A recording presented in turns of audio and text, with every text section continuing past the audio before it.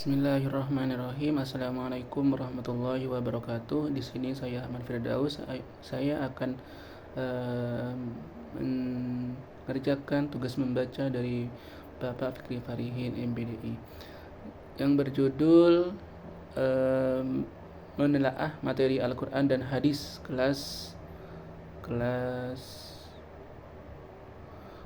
MTS semester 2, yang mana latar belakang pembelajaran Al-Quran Hadis di MTS berfungsi tidak hanya untuk meningkatkan kemampuan membaca dan memahami ayat-ayat Al-Quran secara baik dan benar, tetapi juga untuk membentuk karakter siswa melalui penerapan ajaran Islam sebagai pedoman hidup sejalan dengan Undang-Undang Nomor 20 Tahun 2003 tentang Sistem Pendidikan Nasional. Rumusan masalah. Yang pertama yaitu bagaimana kesesuaian materi Al-Quran Hadis dengan kurikulum yang berlaku, apa saja faktor-faktor pendukung dan penghambat dalam pembelajaran Al-Quran Hadis.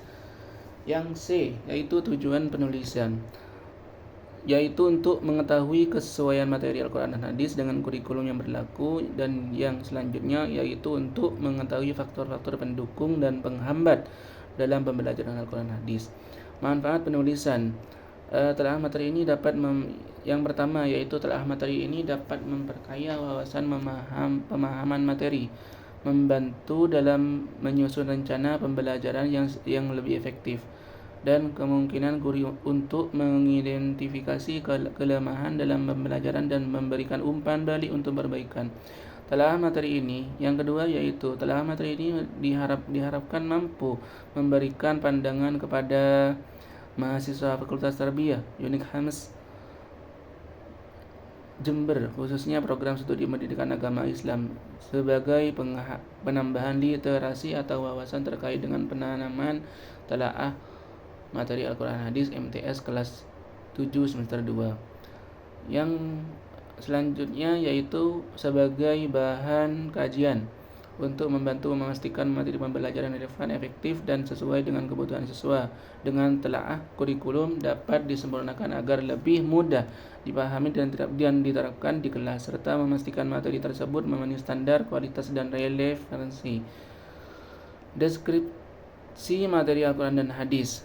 Identitas materi Al-Quran Hadis MTS kelas 7 semester 2 umumnya meliputi pemahaman dasar tentang Al-Quran dan Hadis, termasuk hukum baca mad tabi'i, mad wajib mutasil, dan mad wajib dan mad jaiz munfasil, ayat-ayat Al-Quran tentang optimis, dan pembelajaran ajaran Rasulullah Shallallahu Alaihi Wasallam tentang optimis dan sabar.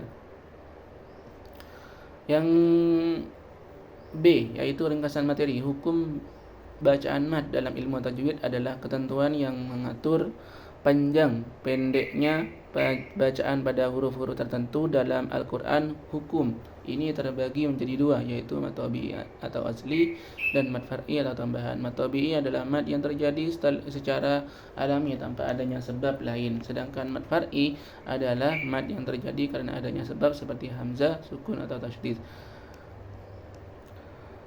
Yang selanjutnya yaitu C, pendekatan dan metode pembelajaran. Pendekatan pembelajaran materi hukum bacaan mad bisa menggunakan pendekatan konstekstual. Materi hukum bacaan mad yang dihubungkan dengan konteks kehidupan sehari-hari. Misalnya, ketika menjelaskan mad, guru bisa memberikan contoh ayat-ayat Al-Quran yang sering dihafalkan atau dibaca dalam kegiatan sehari-hari seperti salat atau kegiatan keagamaan lainnya.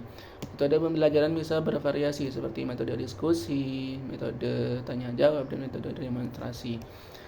Yang selanjutnya yaitu D, jenis-jenis yang digunakan dalam pembelajaran hukum bacaan mad.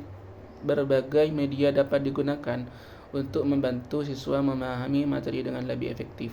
Beberapa media yang umum digunakan antara lain yaitu buku ajar, LKS, media visual, atau media interaksi.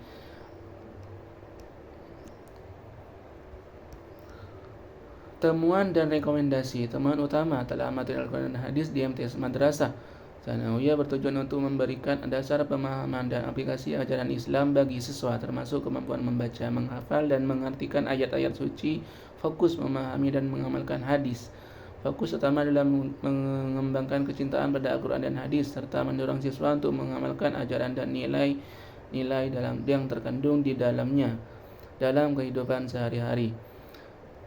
Kelebihan materi dan metode. Kelebihan materi yaitu membangun pemahaman agama. Yang kedua, melatih pemikiran kritis. Yang ketiga, meningkatkan kecintaan pada Al-Quran dan hadis. Yang terakhir yaitu menyediakan pedoman hidup. Kelebihan metode yaitu meningkatkan kemampuan membaca dan menulis, mendorong partisipasi aktif. Yang ketiga yaitu mengembangkan pemahaman yang lebih baik. Yang terakhir yaitu menumbuhkan minat dan rasa ingin tahu. Kesimpulannya yaitu mengenai kesesuaian materi Al-Quran hadis dengan kurikulum bahwa adalah kurikulum perlu menyesuaikan dengan karakteristik dan kebutuhan siswa, serta memastikan materi yang disampaikan relevan dengan kehidupan sehari-hari.